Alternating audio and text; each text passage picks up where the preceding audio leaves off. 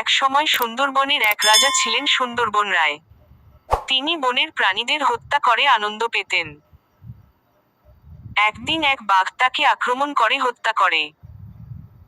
তখন থেকে স্থানীয়রা বিশ্বাস করে, সুন্দরবনের বাঘ শুধুই হিংস্র নয়, বরং বনের রক্ষক দেবতা, দক্ষিণ রায়।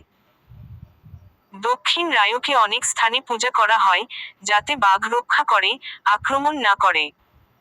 মৌ সংগ্রাহকরা, যারা বনে গিয়ে মধু সংগ্রহ করেন, সুন্দরবনে প্রবেশের আগে বিশেষ এক প্রথা পালন করেন। তারা বনবিবি, দক্ষিণ রায় ও গাজী পীরের নাম নিয়ে প্রার্থনা করেন। বনবিবি মা, দক্ষিণ রায় বাবা, গাজী পীর, রক্ষা করো। তখনই তারা মধু সংগ্রহে যায়। বিশ্বাস করা হয়, এই প্রার্থনা না করলে বাঘ বা জোয়ার ভাটা তাদের প্রাণ নিতে পারে।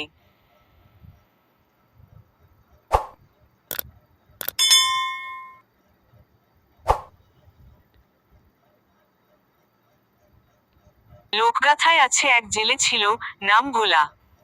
একদিন সে জালে এক বাঘছানা ধরে ফেলে। বাঘছানাকে ছেড়ে দিলে বাঘমা রেগে গিয়ে গ্রামে ঢোকে। কিন্তু ভোলা সাহস করে বাঘমার সামনে গিয়ে ছানাটিকে ফিরিয়ে দেয়।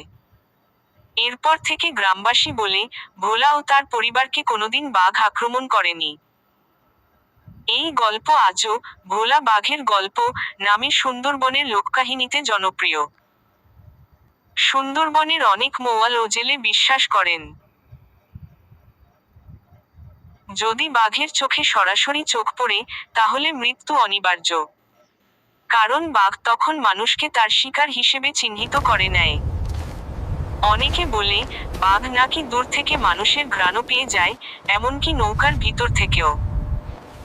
একবার এক মৌয়াল, নাম আব্দুল গফুর, বলেছিলেন, আমি বাঘের চোখে চোখ ফেলেছিলাম। তারপর থেকে আর 3 দিন পরেই আমার সাথে লোকটাকে বাঘ নিয়ে যায়। এমন ঘটনা এত ঘন ঘন ঘটে যে সুন্দরবনের মানুষ বনে ঢোকার আগে বাঘ দেবতার কাছে প্রার্থনা করে। সুন্দরবনের দক্ষিণ অংশে ছিল চাঁদপাই দ্বীপ নামে এক ছোট গ্রাম। 1988 সালের এক জোয়ারে গ্রামের প্রায় অর্ধেক অংশ নদীগর্ভে চলে যায়।